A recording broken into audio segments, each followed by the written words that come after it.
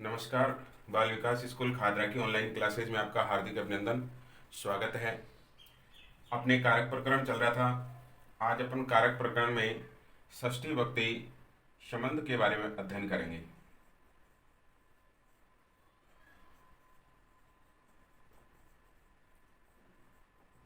वैसे तो संबंध को कारक नहीं माना जाता। इसके चिन्ह होते हैं का, के, की, रा, रे, री। जैसा कि हमने पढ़ा था, क्रियायाम जनकत्वम इति कारकत्वम, अर्थात क्रिया का जिसके साथ सीधा संबंध होता है उसे कारक कहते हैं। संबंध का क्रिया के साथ सीधा संबंध नहीं होने की वजह से इसको कारक नहीं माना जाता। लेकिन षष्ठी विभक्ति में संबंध का ही प्रयोग किया जाता है, जिसके चिन्ह यहाँ पर आपको बता दिए गए हैं का, के, की, रा, रे, री। संबंध किसे कहते हैं, षष्ठी विभक्ति का प्रयोग कहाँ होता है, इसके लिए एक सूत्र है। षष्ठी से षष्ठी से यह सूत्र कर्ता, कर्म, करण, संप्रदान, अपादान, अधिकरण इन कारकों में तथा प्रातिपदिकार्थ में विभक्तियों का विधान जो होता है उसके अलावा जो शेष बच गया, कर्ता कारक, कर्म कारक, करण कारक, संप्रदान, अपादान, अधिकरण इन कारकों के अलावा और प्रातिपदिकार्थ, लिंग, परिमाण, वचन, मात्रा, प्रथमा हमने पढ़ा था, इसमें प्रथमा होती है। इनके अलावा जो शेष बच गया वही शेष है। और जो शेष बच गया वो उसके अंदर षष्ठी विभक्ति होती है। जो शेष बच गया इन सब के अलावा उसमें षष्ठी विभक्ति होती है। इस प्रकार कारक और प्रातिपदिकार्थ के अलावा स्व, स्वामी भाव,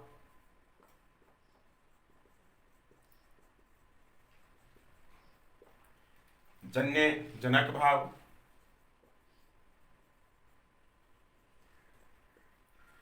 कार्य, कारण भाव,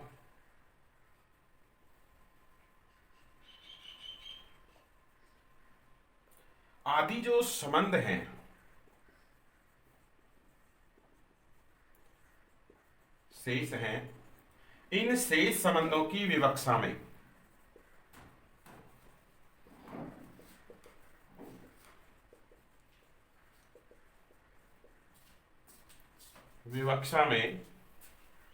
षष्ठी विभक्ति होती है।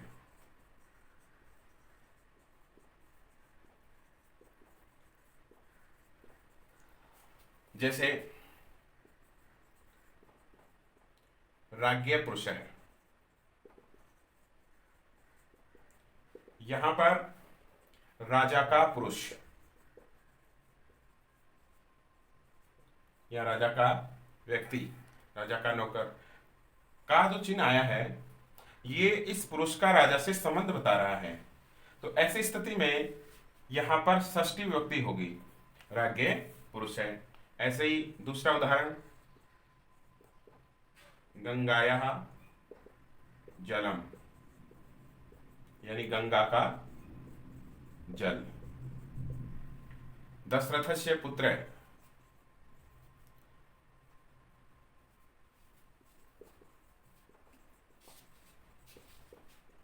यानी दशरथ का पुत्र। इन सब वाक्यों के अंदर हम देख रहे हैं कि जैसे राजा का पुरुष से संबंध है, गंगा का जल है और दशरथ का पुत्र है, इनका आपस में एक दूसरे से संबंध है। और संबंध होने के कारण यहां पर इनमें षष्ठी विभक्ति होगी। तो ये हमें याद रखना है कि कर्ता, कर्म, करण, संप्रदान, अपादान और अधिकरण कारकों के अलावा तथा प्रातिपदिकार्थ में जो विभक्तियां हो गई हैं उन सब के अलावा जो शेष बच गया वह षष्ठी विभक्ति में प्रयुक्त होगा और वहां षष्ठी शेष है। इस सूत्र से षष्ठी विभक्ति का प्रयोग होगा।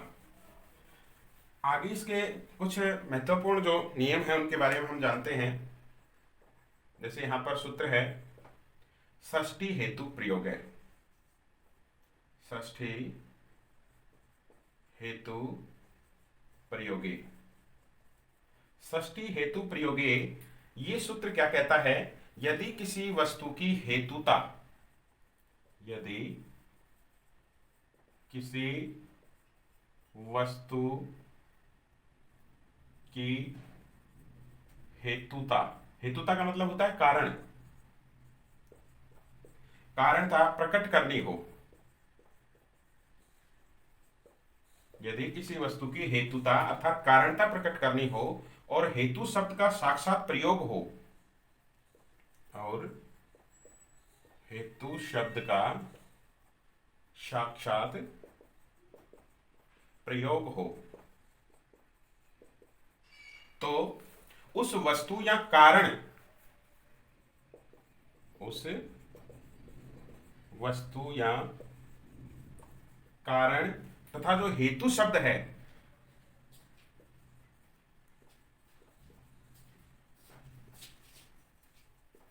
इन दोनों में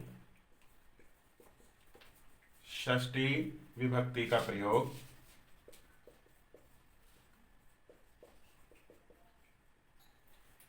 होता है। समझना, षष्ठी हेतु प्रयोगे, ये सूत्र कहता है यदि किसी वस्तु की हेतुता, हेतुता मानी कारणता प्रकट करनी हो, यानी किसी वस्तु के कारण को प्रकट करना हो और हेतु शब्द का वहां साक्षात प्रयोग हो रहा हो, तो उस वस्तु या कारण की और हेतु शब्द की, इन दोनों के प्रयोग में वहां षष्ठी विभक्ति होती है। जैसे छात्र अध्ययन के कारण प्रयाग में बसता है, छात्र अध्ययन के कारण प्रयाग में रहता है या बसता है। अब छात्र जो है उसका प्रयाग में रहने का एक कारण है, क्या? अध्ययन। वह अध्ययन करने के लिए प्रयाग में रहता है, इस कारण यहां पर हेतुता का प्रयोग हुआ, हेतुता प्रकट की गई है कि इस छात्र के यहां रहने का, प्रयाग में रहने का कारण है कि यह छात्र अध्ययन कर रहा है। इस कारण इस हेतु शब्द की भी और कारण प्रकट करने वाला या वो वस्तु जो है, उन दोनों के अंदर क्या होगा? षष्ठी विभक्ति का प्रयोग होगा और यह बन जाएगा छात्र है अध्ययनस्य का हेतु या कारण हेतु हो प्रयागे वस्ति, छात्र अध्ययनस्य हेतु प्रयागे वस्ति। ऐसे ही और उदाहरण है, वह धन के हेतु सेवा करता है, अर्थात धन के लिए सेवा करता है। क्षय धनस्य हेतु सेवा सेवते, धनस्य हेतु सेवते, वह धन के कारण सेवा करता है। इस प्रकार से षष्ठी हेतु प्रयोगे, इस सूत्र के माध्यम से जहां वस्तु की हेतुता प्रकट की जाती है, कारणता प्रकट की जाती है, तो उस हेतु शब्द का और जहां साक्षात प्रयोग होता है वहां वस्तु और हेतु दोनों के अंदर षष्ठी विभक्ति का प्रयोग होगा। अब इसमें आगे और तीसरा नियम आता है, कतस्य च वर्तमाने। कतस्य च वर्तमाने ये सूत्र है,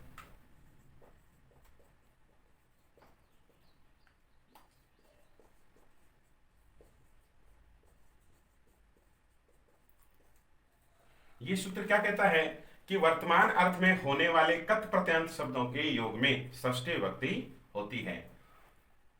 वर्तमान अर्थ में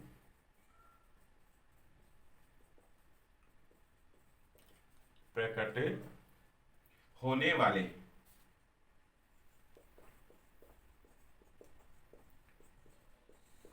कत प्रत्यंत शब्दों के योग में षष्ठी विभक्ति का प्रयोग होता है।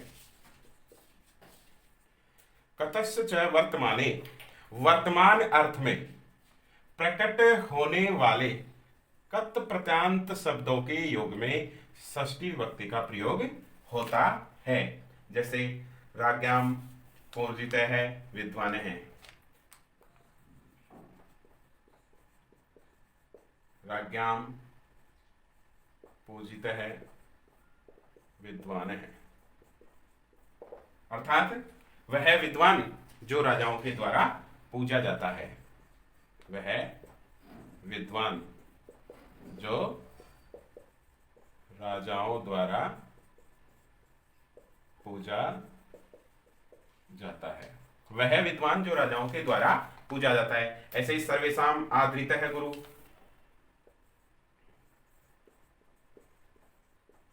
सर्वेषाम आदृतः गुरु, यानी वह गुरु जिसका सब आदर करते हैं।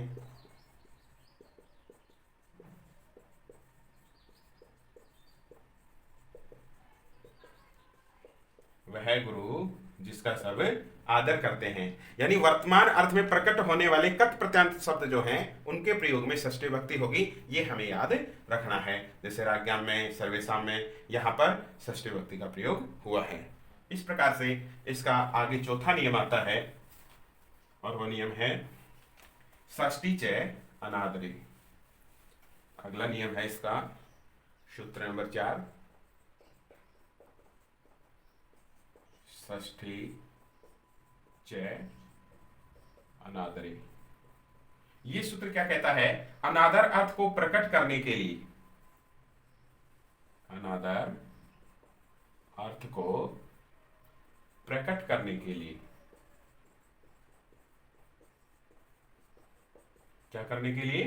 अनादर अर्थ को प्रकट करने के लिए षष्ठी और सप्तमी दोनों विभक्तियों का प्रयोग होता है, ये ध्यान रखना। षष्ठी व सप्तमी दोनों विभक्तियों का प्रयोग होता है। अनादर अर्थ को प्रकट करने के लिए षष्ठी और सप्तमी दोनों विभक्तियों का प्रयोग होता है। किस अर्थ को प्रकट करने के लिए? अनादर अर्थ को प्रकट करने के लिए। जैसे रुद्धतः पुत्रस्य पिता वनम गतः, यहां ध्यानपूर्वक समझना। रुद्धतः पुत्रस्य, रोते हुए पुत्र को छोड़ करके पिता वनम गतः। रुद्धतः पुत्रस्य पिता वनम गतः, यहां पर रोते हुए पुत्र को छोड़ करके पिता वन को चला जाता है। अर्थात रोते हुए पुत्र को यहाँ पर छोड़ करके पिता पुत्र को चला गया तो पुत्र का अनादर हुआ, तो यहाँ अनादर होने के कारण पुत्र के अंदर षष्ठी विभक्ति का प्रयोग हुआ। ऐसे ही पशुनाम श्रृंगालय मूर्ख है, पशुनाम श्रृंगालय मूर्ख है। पशुओं में श्रृंगाल यानी गीदड़ मूर्ख है, तो यहाँ पर उसको मूर्ख बताया जा रहा है, उसका अनादर किया जा रहा है। इस कारण यहाँ पर किसका? श्रृंगाल जो पशु है, पशुओं में श्रृंगाल जो मूर्ख है, इस कारण यहाँ षष्ठी विभक्ति का प्रयोग हुआ। ऐसे ही खगानाम काकय धूर्त है, खगानाम काकय धूर्त है, पक्षियों में कौवा मूर्ख है। तो इस तरह से जहां अनादर किया जाता है तो अनादर के अर्थ में षष्ठी विभक्ति का प्रयोग होता है, ये हमें याद रखना है। षष्ठी विभक्ति को वैसे कारक नहीं माना जाता है, इसमें संबंध होता है जिसके चिन्ह काके की रारेरी होते हैं। अब आता है अधिकरण कारक सप्तमी विभक्ति।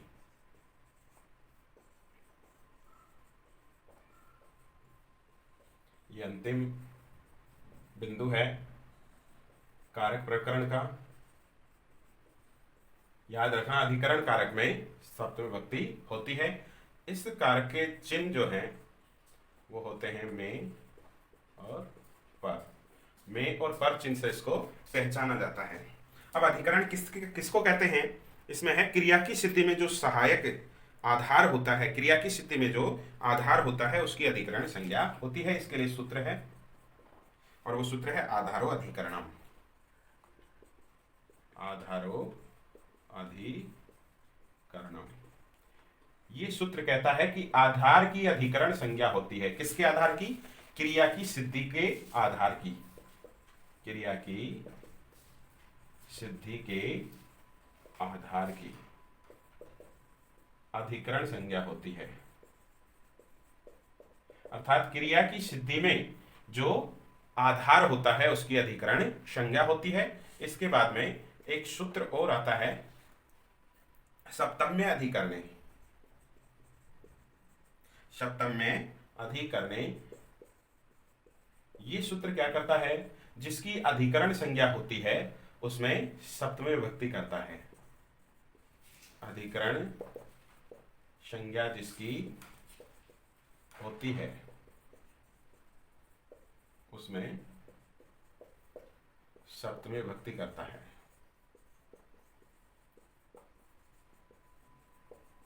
कौन सा सूत्र? सप्तम में अधिकरणे। ये सूत्र जो होता है ये अधिकरण संज्ञा की सप्तमी विभक्ति करता है। अधिकरण किसे कहते हैं? आधारो अधिकरणम। ये याद रखना है, आधारो अधिकरणम यानी क्रिया की सिद्धि का जो आधार होता है उसकी अधिकरण संज्ञा होती है, और सप्तम में अधिकरणे, इससे अधिकरण संज्ञा की सप्तमी विभक्ति होती है, अर्थात जिसकी अधिकरण संज्ञा होगी उसमें सप्तमी विभक्ति होगी। जैसे उदाहरण है यहां पर, नृपः सिंहासने तिष्ठति।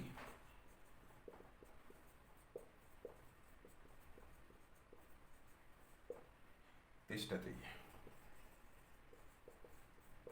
नृपः सिंहासनेन तिष्ठति, राजा सिंहासन पर बैठता है। तिष्ठति बैठता है, बैठने का आधार क्या है? सिंहासन। सिंहासन यहां पर क्या हुआ?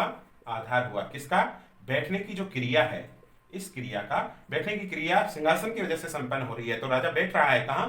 सिंहासन पर। तो सिंहासन की अधिकरण संज्ञा होगी आधारो अधिकरण सूत्र से, और सप्तम में अधिकरण से इस सूत्र में सप्तमी विभक्ति हो जाएगी, और ये बन जाएगा नृपः सिंहासनेन तिष्ठति। नृपः सिंहासनेन तिष्ठति। ऐसे और भी उदाहरण हैं इसके, चाहे जितने उदाहरण अपन ले सकते हैं। वैसे इसके नियम जो बताए गए हैं उसके अनुरूप ये मैच खाने चाहिए। जैसे हम गांव में रहते हैं,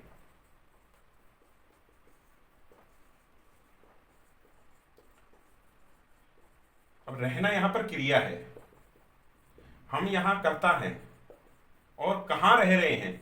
गांव में रह रहे हैं, ये रहने का आधार हो गया। ये गांव में रहते हैं, यहां गांव रहने का आधार हो गया। इस कारण आधारो अधिकरणे, इस सूत्र से यहां अधिकरण संज्ञा होगी, और सप्तम में अधिकरण से इसमें सप्तमी विभक्ति होगी। और सप्तमी विभक्ति होने के कारण यहां पर ये बन जाएगा वयम ग्रामे निवसामः। हम गांव में रहते हैं, वयम ग्रामे निवसामः। ऐसे तिलों में तेल है, तिलों में तेल है, तेल का आधार क्या है? तिल है, तो तिलेषु तेलम विद्यते। तिलेषु तेलम विद्यते यानी तिलों में तेल है। यहां पर ये इसका आधार हुआ, इस कारण से इसमें सप्तमी विभक्ति होगी। अब आगे और देखते हैं इसमें हम, यहां पर ये नियम है, ये हमें याद रखना होगा। आधार जो होता है ये 3 प्रकार का होता है। आधारो त्रिविधा, आधारो त्रिविधा यानी आधार 3 प्रकार का होता है। पहला आधार कौन सा होता है? औपश्लेषिक। औपश्लेषिक पहला आधार होता है औपश्लेषिक। दूसरा आधार होता है अभिव्यापक, और तीसरा आधार होता है वैश्विक, वैश्विक। अब हमारे सामने प्रश्न आता है कि औपश्लेषिक आधार किसे कहते हैं? तो इसका मतलब है औपश्लेषिक जो आधार होता है इसका अर्थ होता है कि अल्पकाल का संपर्क ही औपश्लेषिक आधार कहलाता है। औपश्लेषिक यानी अल्पकाल का संपर्क, अल्पकाल का जो संपर्क होता है वह औपश्लेषिक कहलाता है। जैसे राम बस में बैठता है, राम बस में बैठता है, तो राम बस में बैठ करके यात्रा कर रहा है। ध्यान से समझना, राम बस में बैठता है, राम बस में बैठ करके यात्रा कर रहा है। अब वो यात्रा कितनी देर करेगा? 1 घंटा, 2 घंटा, 3 घंटा, 5 घंटा, 7 घंटा, 1 दिन कर लेगा, ज्यादा लंबी दूरी करेगा तो ये अल्पकाल हो गया, बहुत लंबा समय नहीं हुआ। तो अल्पकाल का संपर्क जो होता है वो औपश्लेषिक आधार कहलाता है। जैसे राम बस में बैठता है, तो यहां पर सप्तमी विभक्ति होगी, और ये बन जाएगा राम है बस यानी, राम है बस यानी तिष्ठति। अल्पकाल के लिए। ऐसे ही अभिव्यापक, अभिव्यापक जो काल होता है वो होता है सर्वत्र या सभी जगह। अभिव्यापक आधार सर्वत्र या सभी जगह, ऐसा आधार जो या तो हर जगह होता है, सभी जगह होता है, सर्वत्र होता है। जैसे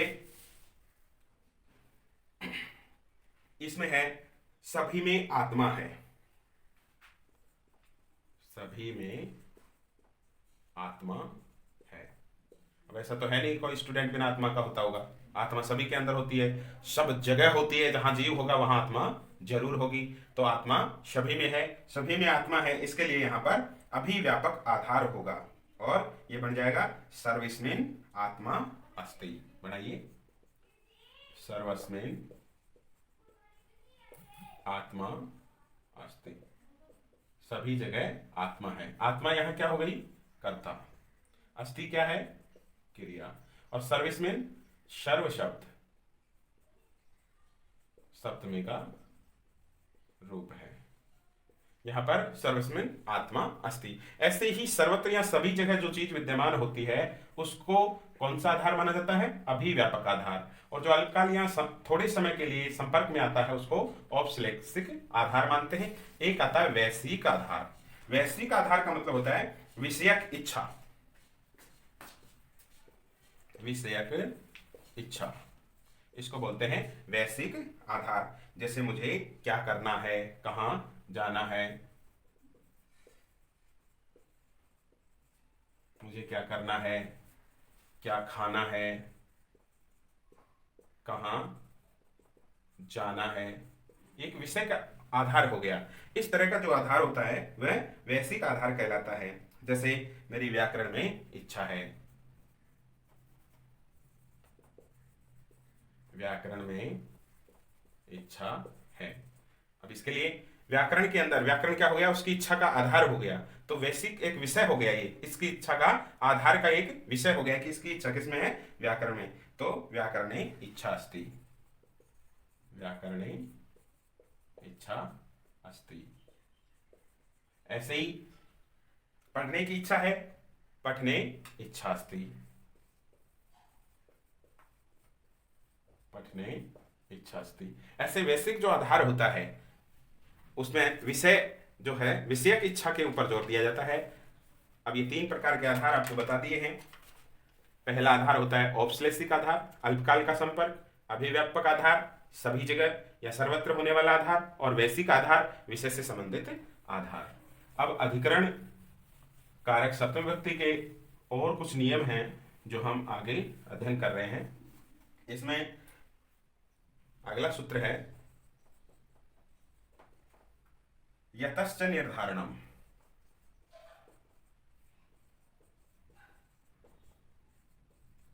यतश्च निर्धारणम, ये सूत्र क्या कहता है? जाति गुण क्रिया, लिखते जाइए, जाति गुण क्रिया या फिर संज्ञा के द्वारा, या संज्ञा के द्वारा, जाति गुण क्रिया या संज्ञा के द्वारा एक समुदाय से अलग करने पर,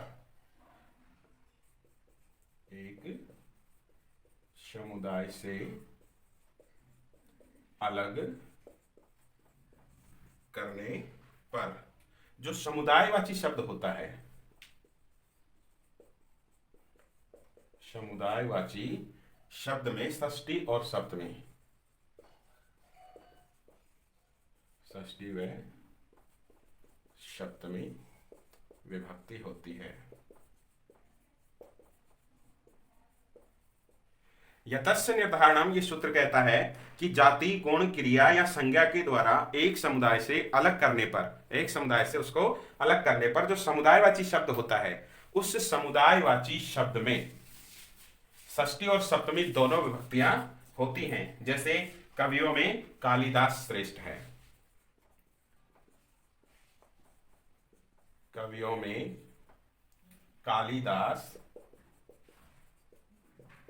श्रेष्ठ है, कवियों में कालिदास श्रेष्ठ है। यहां पर देखिए यतस्य निर्धारणम, इस सूत्र के अनुरूप जाति गुण क्रिया या संज्ञा के द्वारा किसी एक समुदाय से अलग किया जाना, यहां पर कवियों में से अलग किया जा रहा है। किसको?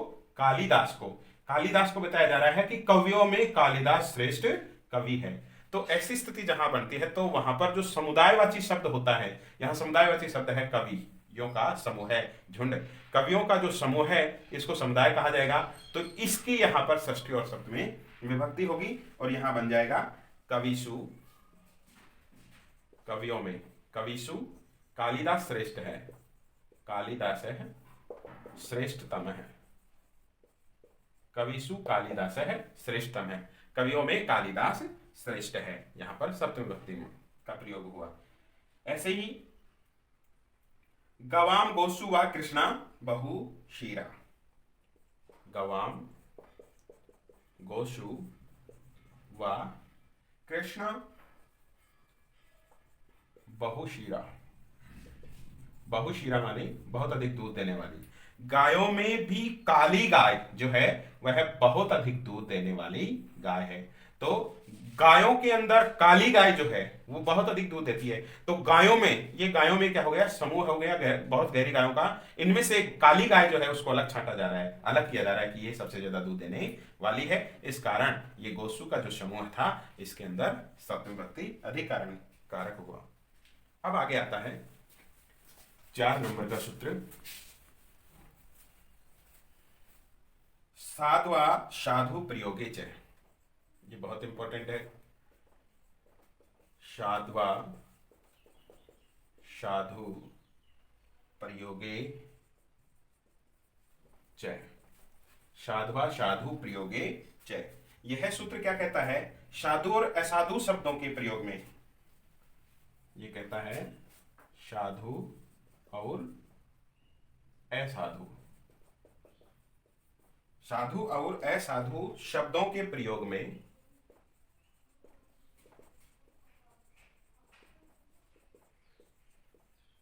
जिसके प्रति इनका प्रयोग होता है,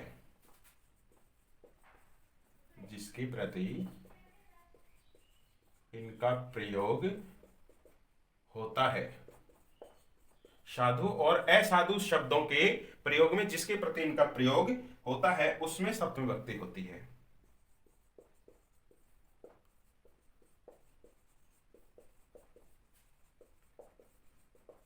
होती है। ध्यानपूर्वक समझना है। साधु, साधु यानी सज्जन, और असाधु, असाधु यानी दुर्जन। सज्जन और दुर्जन, साधु और असाधु शब्दों का जहां प्रयोग होता है तो इन शब्दों का प्रयोग, साधु और असाधु शब्दों का प्रयोग जिसके प्रति होता है, जिसके प्रति होता है उसमें सप्तमी विभक्ति होती है। जिसके प्रति साधु और असाधु शब्दों का प्रयोग किया जाएगा उसके अंदर सप्तमी विभक्ति होगी। जैसे यहां पर कृष्ण है मातृ साधु, कृष्ण है मातृ साधु। ऐसे ही दूसरा उदाहरण है, कृष्ण है मातुले असाधु, यानी कृष्ण माता के लिए सज्जन है और कृष्ण मामा के लिए दुर्जन है। तो साधु और असाधु का प्रयोग जिसके लिए किया जा रहा है उसमें यहां पर सप्तमी विभक्ति होगी। इस प्रकार से ये कारक प्रकरण अपना पूरा होता है। आपने निश्चित रूप से इसको ध्यानपूर्वक समझा होगा। आपने पढ़ा संस्कृत के अंदर कारक 6 होते हैं, विभक्तियां 7 होती हैं, सभी का आपको डिटेल पूर्वक समझाया गया है। निश्चित रूप से आपको ये समझ में आया होगा। ये वीडियो आपको कैसा लगा ये हमें कमेंट्स बॉक्स में ज़रूर बताएं और अपना सुझाव हमें ज़रूर दें, अपना सुझाव ज़रूर दें और हमारे YouTube चैनल को सब्सक्राइब जरूर करें। धन्यवाद।